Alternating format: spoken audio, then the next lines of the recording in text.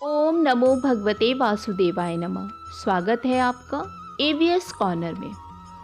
भाद्रपद मास के शुक्ल पक्ष में आने वाली एकादशी को पद्मा, जल झूलनी या परिवर्तनी एकादशी के नाम से जाना जाता है। शास्त्रों में ऐसी मान्यता है कि आज ही के दिन भगवान श्री हरिविष्णु निद्रासन से अपनी करवट बदलते हैं।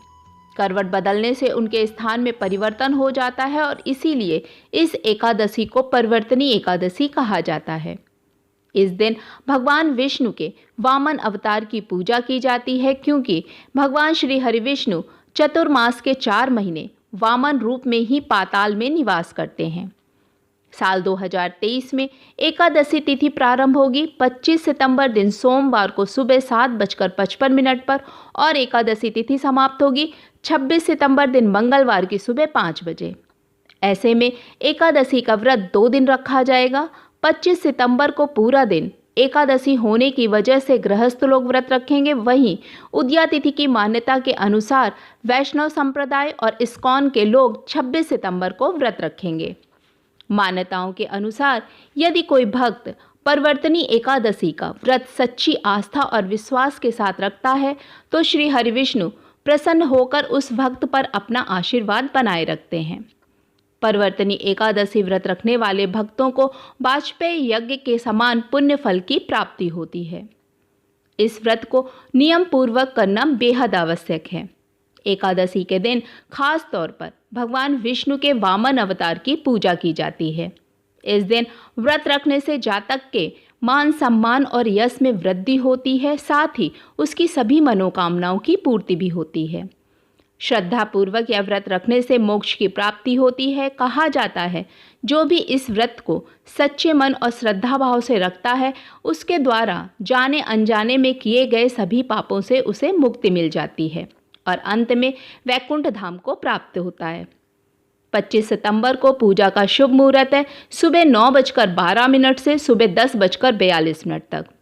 जो लोग 25 सितंबर को व्रत रखेंगे वे व्रत का पारण 26 सितंबर दोपहर 1:25 से दोपहर 3:49 के बीच में करेंगे। हरिवासर का समय है 10:11 तक।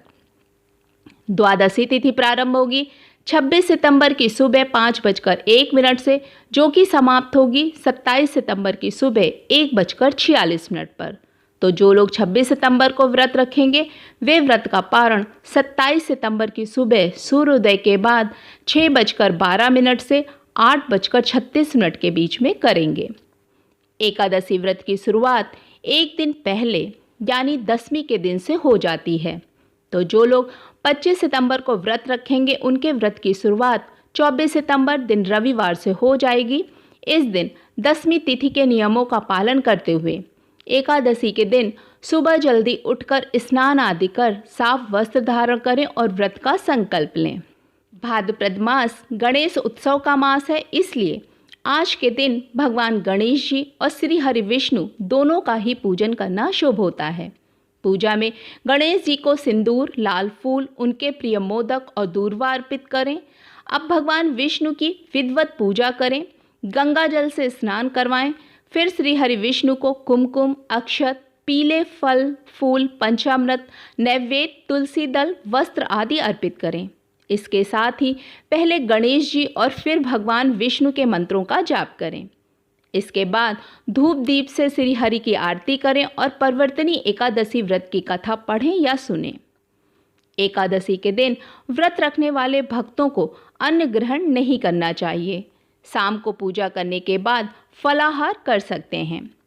अगले दिन द्वादशी को सूर्योदय के बाद विधि पूर्वक पूजा करने के बाद किसी जरूरतमंद व्यक्ति या ब्राह्मण को भोजन व दक्षिणा दें और उसके बाद अन्न जल ग्रहण कर व्रत का पारण करें। तुलसी दल के बिना श्री हरि भोग स्वीकार नहीं करते। ऐसे में एकादशी के दिन तुलसी तोड़ना निषेध है और दसवीं तिथि को रविवार है तो तुलसी दल शनिवार के दिन ही तोड़कर रख लें। एकादशी के व्रत में तीनों दिन दसवीं, एकादशी और द्वादशी नियमों का पालन करते हुए व्रत का संकल्प लें। व्रत के दिन सुबह और शाम दोनों समय साफ सुथरे वस्त्र पहनकर पूजा करने का नियम है। व्रत के दिन फलाहार रहकर व्रत कथा अवश्य सुने। व्रत में कांसे के बर्तन का उपयोग ना करें। मान्यता है कि एकादशी के दिन अगर आप भगवान विष्णु का केसर मिले दूध से अभिषेक करते हैं तो इससे आपके घर में पैसे की कमी नहीं रहती। इस दिन पीपल के वृक्ष में अर्घ देने से सफलता और सुख समृद्धि की प्राप्ति होती है, क्योंकि पीपल के वृक्ष में भगवान श्री हरि विष्णु का वास होता है। आज के दिन तुलसी को जल चढ़ाकर शाम के समय उनके समक्ष घी का दीपक अवश्य जलाएं। इससे भगवान विष्णु का आशीर्वाद आपको प्राप्त होता है।